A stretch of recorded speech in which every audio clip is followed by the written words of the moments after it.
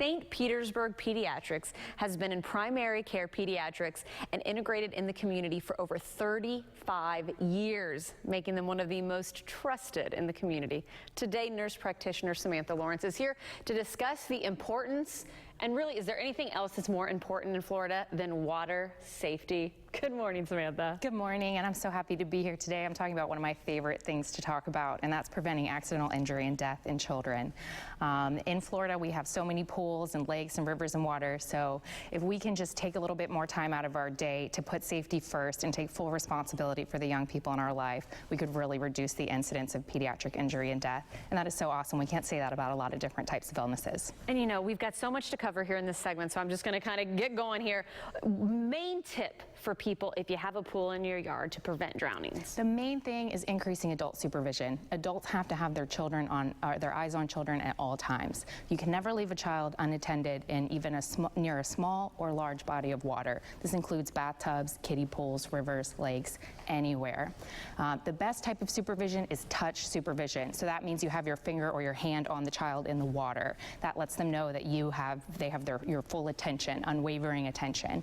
After that, children who are playing in the water, who are a little bit older, that requires constant adult supervision. So adults just have to have their eyes on the water. It needs to be an individual adult who's responsible for the kids in the water. A lot of times mom thinks dad's watching the kids, dad thinks mom's watching the kids. There are multiple children in the pool. That's how accidents happen. So the adult who's watching the water needs to have that responsibility for at least 20 or 30 minutes, and then you tag it off to someone else. And you can't take bathroom breaks. You can't be flipping burgers on the grill. You have to be watching the pool. And pool rules, I know we were actually just taking a look at some of those right now. I mean, the gates, the alarms, what's the best? What do you have to have legally speaking?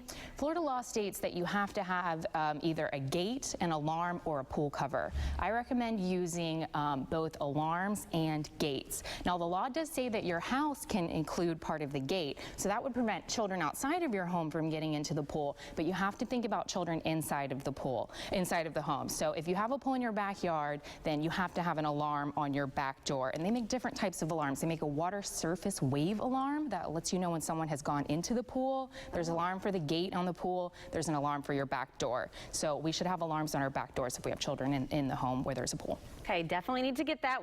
We just bought a house with a pool, and as we are expecting, that gate is going to be mandatory along with getting the alarm. Pool rules, I didn't realize that enforcing them, which falls on the parents' shoulders, is so crucial as well.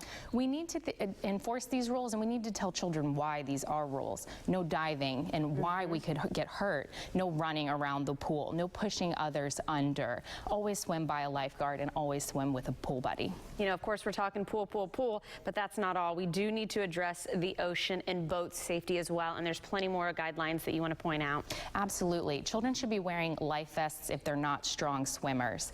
You never want to use any kind of blow-up flotation device or arm swimmies. So children who aren't strong swimmers need to don life vests. And if you have kids who are strong swimmers in pools, they still need to have a life vest if they're in the ocean, near a lake, near a pond, or any kind of moving body of water. Because you can have your eyes on children, but if they get pulled out in a rip current and they're not wearing a life vest, they're not likely to survive that situation. If they fall off of a boat and they're wearing a life vest, that makes it much more likely that you'll be able to find them again. So is this an age thing, a weight thing, or a skilled swimmer thing when it comes to the life vests? It's more about developmental level. So all children are different. The American Academy of Pediatrics does recommend that children who are developmentally ready and at least 1 year old can do swim lessons. But swim lessons is in no way any kind of substitute for adult supervision. So every parent knows their child, and children who are able to swim in the pool with or without life vests, it's totally developmental and up to the parents. But I do recommend even strong swimmers in moving bodies of water to don a life vest, and parents should be role models and be wearing their life vests when they're on boats and out on the dock as well. Well, I loved how you started this segment talking about how this is preventable, which is the exciting aspect. So I really do appreciate you coming on. And I know you actually have a website too to share in case people do want to get more information or continue to read up on that as well. And there's a phone number at the bottom of the screen too if you do want any more information. Thank you so much, Samantha, for coming on and talking about this very important topic. Absolutely.